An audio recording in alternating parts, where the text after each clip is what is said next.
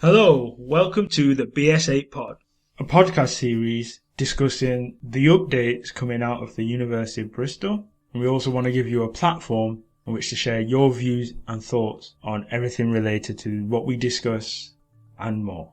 My name's Lewis, a current University of Bristol student, and each episode I'll be joined by Ryan, a University of Bristol graduate doing a PhD in economics at the University of Washington. Now, the news topic for today's episode focuses on the NHS gaining 220 of the University of Bristol's fifth-year medics, as for the first time ever, they will graduate early and online, allowing them to work for the NHS to help combat this COVID-19 crisis that we find ourselves in. This is where I want to bring Ryan in. He'll be able to give us his views from America. What do you think of this, the University of Bristol graduating these medics early? I think it's a great move. Yeah, definitely. Thanks for having me, Lewis. I've kind of been thinking about this over the last few weeks, and on the news we always see how the health services right now have lack of equipment with masks and beds, especially in the US and the UK. But up until recently, we hadn't heard much news about there potentially being a lack of doctors and nurses as well, especially, as you say, we're still moving up the curve and haven't hit the peak number of cases. So I think it's a really good idea to graduate these doctors a bit early, put them into the workforce, because I think, soon we might have a lack of medical staff. So yeah, I think we're in a good agreement there.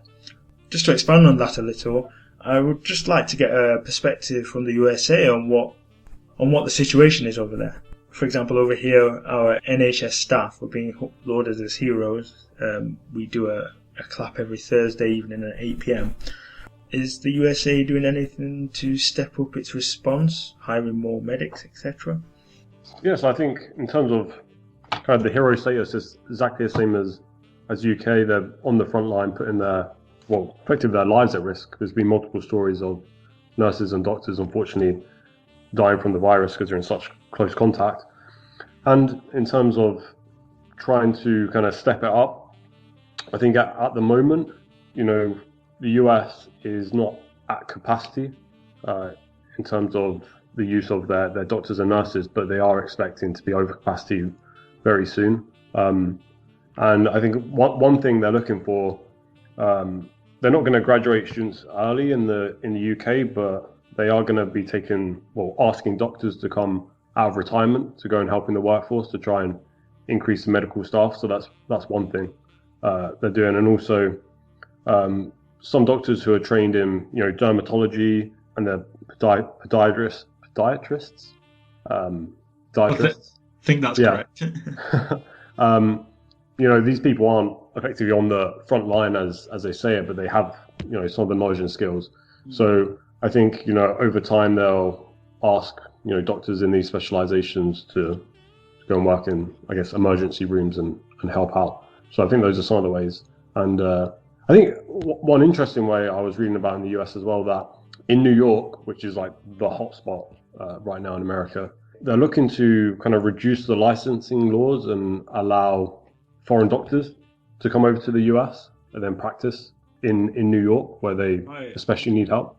That doesn't exist currently. Yeah, it doesn't exist. The problem is the immigration laws in America are so tough, so there is a lot of red tape kind of stopping this. But the New York governor wants to make a special case and a special rule to allow foreign doctors to be able to work in New York, especially during this time.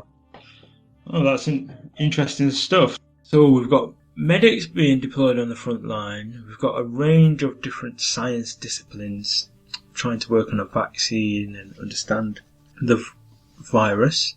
Engineers are designing and building ventilators to help increase the chances of survival. Where do you see yourself as an economist fitting into that picture of fighting this crisis? I think in terms of, I think there's a big demand right now for, data specialists. Data is playing such an important role right now. I think everyone, myself included, I look online multiple times a day to kind of look at the latest statistics, and what they mean going forward. So I guess as economists, we are kind of data specialists, so that's something we do.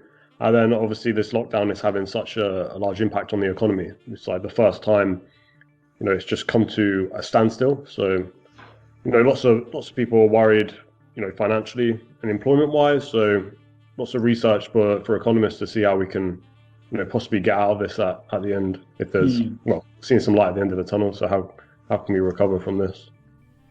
So now we're heading into week 3 of the lockdown here in the UK. What's the lockdown there in the US like?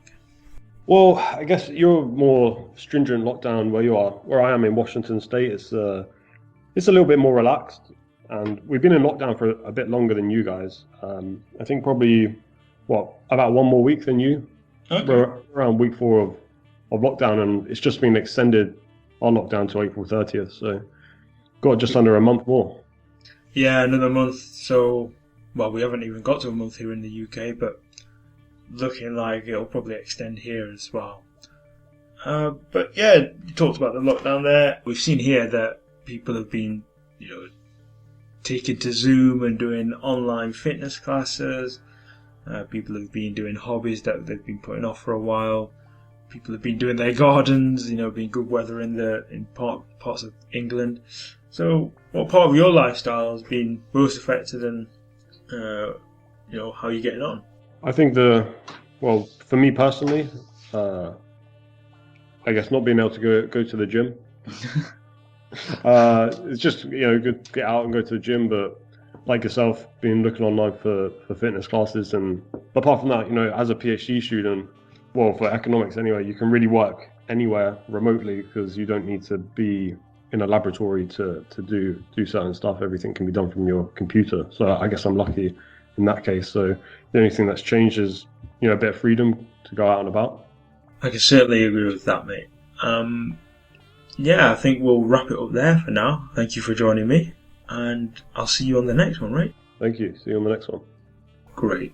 So before I go, I want to talk to you, the listener, and ask you to get in contact with us if any of the topics have been of interest to you. If you want to get in touch with us and tell us about what you've been doing in your spare time now that we have plenty of time at home. Have you had a chance to catch up with family, or have you been working hard getting ahead? We want to hear from you.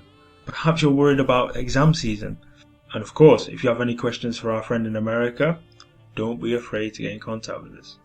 So you can contact us through Instagram, Twitter and YouTube. Our Twitter is maturingc, as in maturing cheddar.